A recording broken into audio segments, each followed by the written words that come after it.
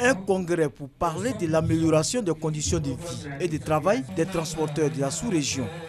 Les conducteurs routiers de l'espace CEDEAO, communauté économique des États de l'Afrique de l'Ouest, tout en relevant les nombreuses difficultés liées à leur profession, ont salué les efforts du gouvernement. Abidjan-Cotonou, ça fait 908 km. Et le cas, il faisait 3 jours là-dessus. On perdait le temps, on perdait l'argent, et le frais de route, c'était au moins 1 500 000 francs. Mais avec les efforts de la Chette Krao, qui a fait une bonne proposition avec la CEDEAO, je vous avoue aujourd'hui, un cas qui quitte ici le matin, à 20h, il est garé à Accra. On gagne aujourd'hui le temps. Les barrages intempestifs et autres tracasseries routières constituent de véritables freins à la libre circulation des marchandises et des biens dans la sous-région.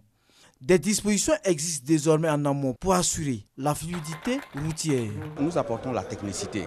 Au lieu que les transporteurs partent des gares, il faut qu'ils soient contrôlés avec toutes les forces de défense et de sécurité pour leur permettre de partir tranquillement, éviter les tracasseries, éviter les retards et arriver à l'heure.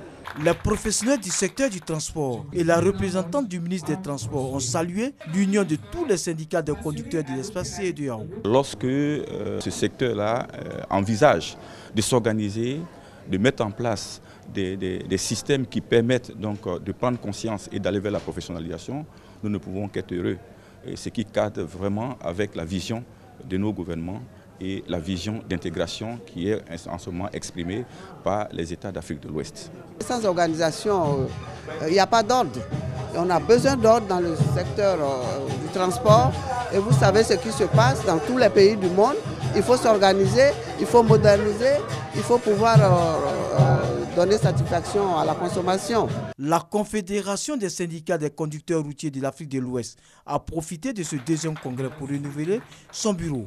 Koné Vassi, président sortant, a été reconduit par ses pairs pour une durée de 5 ans.